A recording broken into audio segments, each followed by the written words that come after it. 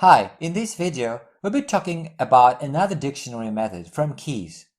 Here's what this method looks like. It takes one parameter sequence and we can pass value to it.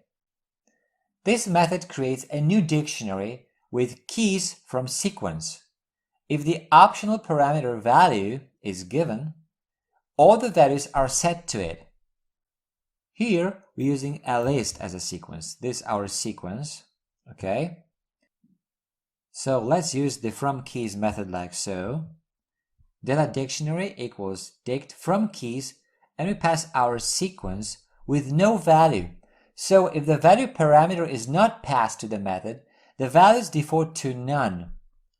So if we now print our data dictionary, we get these elements as keys: first name set to none because we didn't pass value, last name set to none, address set to none. So let's try setting the value in the method. So data dictionary equals dict fromkeys sequence, and now we can pass the value, for example, top secret. And now this is our data dictionary. Each key has a corresponding value set to top secret.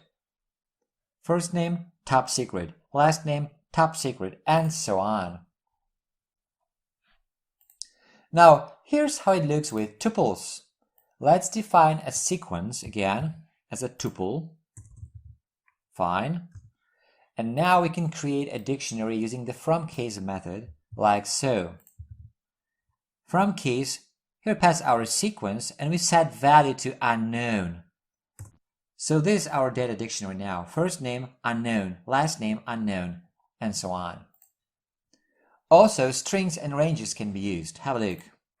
Here's a string, ABC. And now we can create our dictionary using the fromkeys method like so. Fromkeys sequence, and the value is question mark. And now our data dictionary looks like so. A question mark, B question mark. So the elements of the string are the keys in the dictionary. And this value is set to all the values of these keys. And how about a range? We can also use a range as a sequence. So let's define a range like this.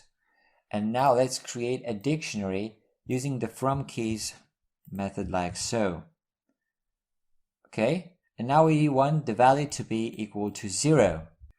So now this is our data dictionary.